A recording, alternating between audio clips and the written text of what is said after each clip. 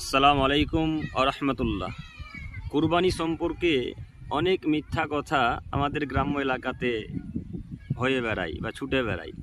তার একটি কথা হচ্ছে যে কুরবানির পশুর রক্ত ঘরে রাখলে নাকি বরকত আছে। নাউজুবিল্লাহি মিন জালিক। এই কথাও মানুষ বিশ্বাস করবে?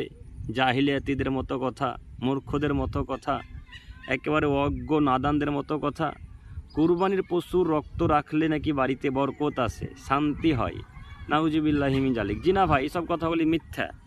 এই কথাগুলি মাথাতে রাখবেন না, এগুলো সব কুসংস্কার, বেদাতি প্রথা। কুরবানির পশুর রক্ত মানুষের কল্যাণ করতে পারে না, মানুষের বরকত নিয়ে আসতে পারে না। কল্যাণ অকল্যাণ বরকতের মালিক আল্লাহ। অতএব পশুর রক্ত রাখলে বরকত আসবে, পশুর রক্ত বাড়িতে না রাখলে অকল্যাণ হবে। কুরবানির পশুতে নাকি বরকত হয়, কুরবানির পশুর রক্ততে নাকি বরকত আসে, এই কথাগুলি মিথ্যা। এই কথাগুলি আমাদের মাথা থেকে হটিয়ে দিয়ে রাসূল সাল্লাল্লাহু আলাইহি ওয়াসাল্লামের সঠিক কথাগুলোকে আঁকড়ে ধরার চেষ্টা করতে হবে ইনশাআল্লাহ। আসসালামু আলাইকুম ওয়া রাহমাতুল্লাহ।